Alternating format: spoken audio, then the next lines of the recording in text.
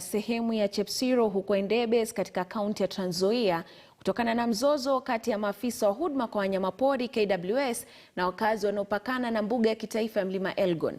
Hii inafuatia kupigwa risasi na kujeruhiwa kwa watu wawili na maafisa wa KWS ambao walilaumiwa kwa kukata miti, kuchoma makaa na kulisha mifugo yao sehemu hiyo. Hata hivyo, wakazi hao wamewalaumu maafisa hao kwa kutumia nguvu kupita kiasi wakati wanakula rushwa. Sasa wametoa makataa ya wiki 2 kwa waziri wa mazingira Keriako Tobiko kuingilia kati na kuhakikisha maafisa hao wanachukuliwa hatua za kisheria.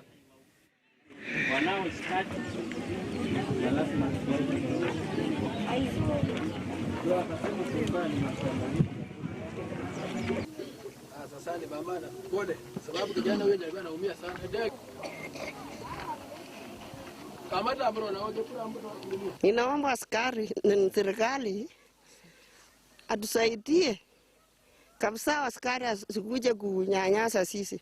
Hata sisi kama wamama, sisi hatuendingi msituni, na hata kama yuko miti yenye analetwa, sisi ndio tunaletwa, watu ndio analetwa, na hata askari yenyewe akikuja huku hawezi chukua miti, anauliza tena pesa.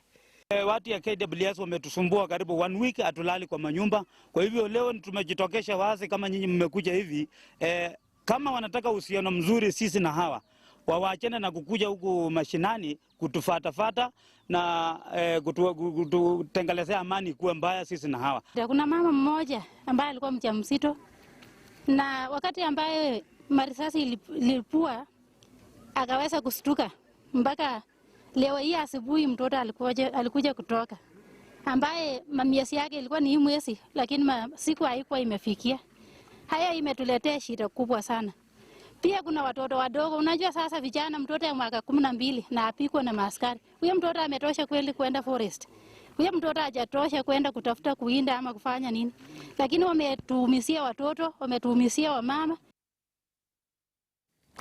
Asiye na shukrani ni mwizi wa fadhila. Shukrani za dhati mpenzi mtazamaji kwa